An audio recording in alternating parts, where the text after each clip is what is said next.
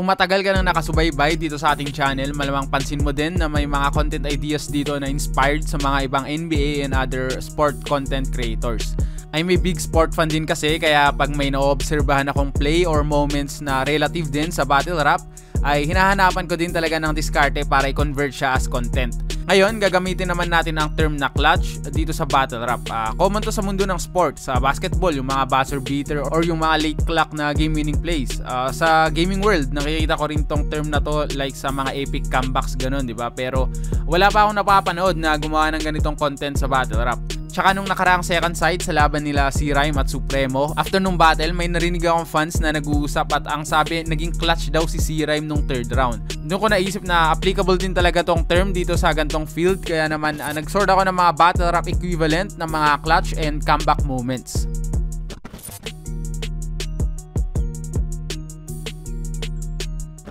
Para sa akin yung final 2 minutes ni Raffian yung nag-save sa kanya dito sa battle. Kasi evenly matched tong laban after ng dalawang rounds At matapos ang napakalakas na round 3 ni Vitrum, parang na-establish niya na dun na siya yung lamang sa battle. Na-maximize din kasi yung seniority advantage niya sa matchup na to, plus yung kakaibang entertainment value nung naging performance niya. Akala ko yun na yung momentum swing na magde-decide ng battle after nung medyo plain na start ni Raffian nung round 3. Kaya lang naging clutch nga yung ginawa ni Raffian. Hinabol niya yung lamang ni Vitrum dun sa mga huling minuto. Biglang step up talaga bukod sa mga efficient bars na kumokonekta mas naging intense pa yung delivery niya. Kaya sa kalsada umaas ng profit, para sa profit na lang din. Kaya anong Sasuke ng Akatsuki, baka Sasori, puppet ka lang din, damin mo! Dahil walang kwenta yung kalaban, nag-exhibition lang ako. Di ko na iniisip yung ganto. Baka yung inaantay yung battles, di na naman maganda, 600 pa naman isa, sinusulit ko na ang mga ticket nyo! Round 1 to 3, yung tatlo na yun solid, flawless pareho yung performance nila, pero yung kay Raffian yun yung panapos sa round 3. Talagang saksak, kaya yun. Itatawid ko lang to sa next clip kasi parang similar din to sa naging battle ni na Rasik at Calix. Nito lang 1 minutes Luzon 2.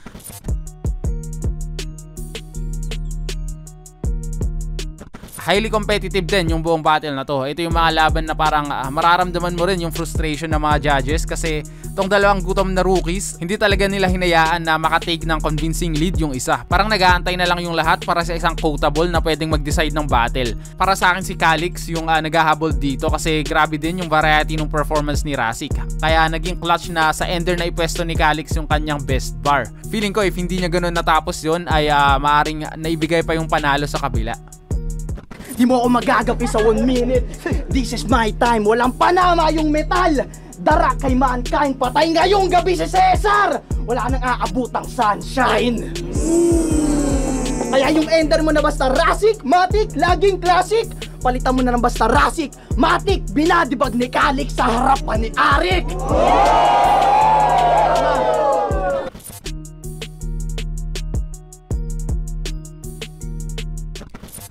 Dito sa round 3 ni Romano, siguro 70% ng sinabi niya dito ay freestyle. Inumpisahan niya yung round niya sa isang malakas na rebuttal at siguro dahil sa inexperience na rin, dahil rookie pa siya that time, ay masyado siyang nagbabad doon hanggang nga sa mawala siya sa retens niya.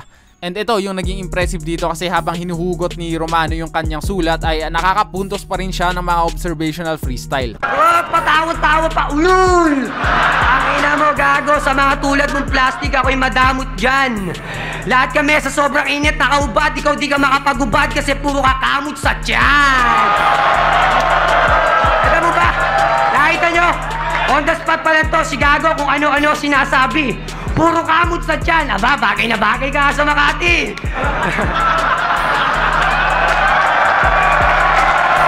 Nagtuloy-tuloy lang siya hanggang sa namimix na niya yung freestyle tsaka written. Dikit tong battle, 4-3 yung naging hatol dito kaya sobrang naging clutch tong na pull off ni Romano kasi kung huminto lang siya dito ng kahit ilang segundo, malamang si Pistolero yung nag-advance sa semifinals nun. Patunay na mahalaga din talaga yung elite freestyle ability sa gantong a cappella format. Isang case din ay yung ginawang recovery ni Apex sa round 3 niya kay Husky. Pag puno na sa loob, nasa bubong yung bata. Putang ina mo, nagli-lipstick ka pa? Hahalik? Sige, ganito ha. Okay. Galawang desperado. Tingnan nyo nga to. Kala mo may impact. Galawang desperado, palibasa, nagdi-distract. bigyan ko pa ng puntos yung nagsingit pa siya ng isang line na parang yung time na yun na nang-distract na si Husky. Bibigyan ko siya ng malaking puntos doon na may siningit pa siyang isang mabigat na lines doon.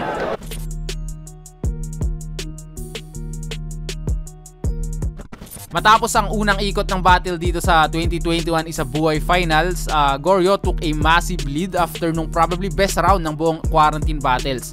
Pero hindi na maintain yun ni Goryo nung sumunod na round, tas saktong yung round 2 pa, yung pinakamalakas ni J Black, kaya yung projected na landslide battle ay naging competitive bigla. Although para sa akin lamang pa rin si Goryo kasi kahit nakuha ni J Black yung second round, parang masyado pa rin malaki yung lamang sa first round para masabing tie yung laban. Pero dito nga sa final round or kung sa boxing yung championship rounds, 'di ba? Kasi dito Isabuhay title din yung nakataya, ay naging compose pa rin si J Black at may mga puntot punchline pa rin na kumokonekta hanggang sa unti-unti niyang nakukuha yung momentum. Kumbaga nung round 1 natambakan siya ng malaki, hinabol niya yon nung rounds 2 and 3 hanggang sa makalamang, and nung final minute ay na-maintain niya yung gahiblang lamang na yon to win the 2021 Isabuhay title. Pinapasahan ni Sayad at batas, hindi niya lang ikiniklaim. Merong sayad at batas kaya daw legally insane. Kaya pag sa tuhod kita hinampas, ika-ika ka malamang, yun yung may sayad at batas, sira ang kalakaran.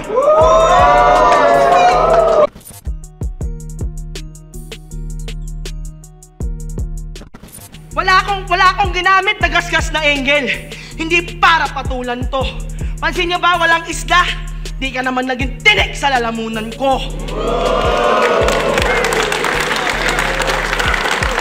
Yan, so tabla coming into the round 3. So nag-boil down sa sino magtatapos ng mas malakas. Pansin nyo lang binanggit na isda kasi hindi ka tinik sa lalamunan ko. Like, yun talaga yung closer.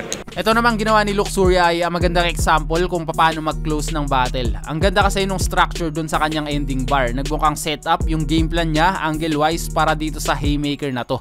Kaya sobrang laking bagay din talaga na mag-capitalize sa mga enders kasi yun minsan yung nagiging winning bar sa mga gantong dikit na battles. Lalo na pag sa Isabuhay battle kasi may extra impact yung mga gantong bara pag sa tournament.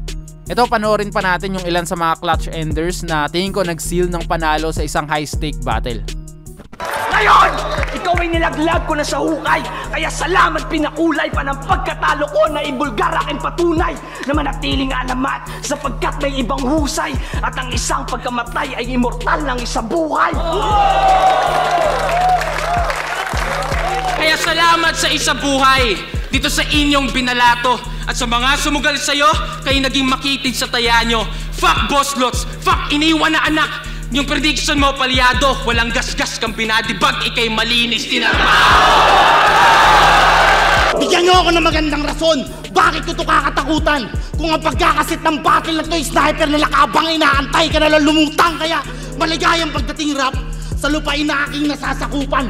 Kung pinadala ito ng baras para bumoses, ako yung baras sa lalamunan.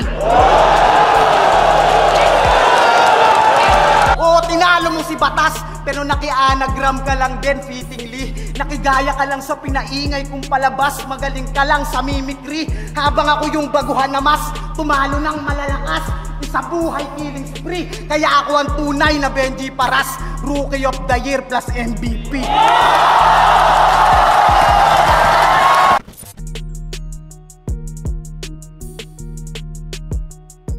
Another comeback win ay yung kay Mot laban kay Sayad. Ito yung pang-13 panalo ni Mot at talagang na-earn niya yon nung gabing to. Kasi round 1 pa lang ni Sayad ay panggulat na. Sabi nga ni GL na yun daw yung pinakamalakas na round nung buong battle.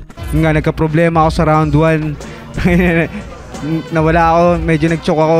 Tangina, sobrang lakas ng round 1 niya. Naugarin talaga ako dun. Kontrolado talaga ni Sayad yung battle up to that point, lalo pa nung opening ng round 2 niya kasi parang may malupit na adlib pa siya doon. Kaya lang naging madumi yung rest of the round ni Sayad, giving Mot a chance at doon na nabaliktad yung battle. Dito naman makikita kung gaano ka-reliable yung consistent na sulat ni Mot. Mas nakalan siya ng punchline sa sumunod na 2 rounds, closing out the battle para may pagpatuloy ang winning streak niya. Kaya buka! Higa! Sa... Hindi, maaliwalas yung latag. Payapa ang pagpanaw, isasaradong banayad. At ako yung batang hahakbang, pero aatras din yung lakad. Tsaka ako pag tatatadyakan para lang ipaalam na ang malas nung sayad.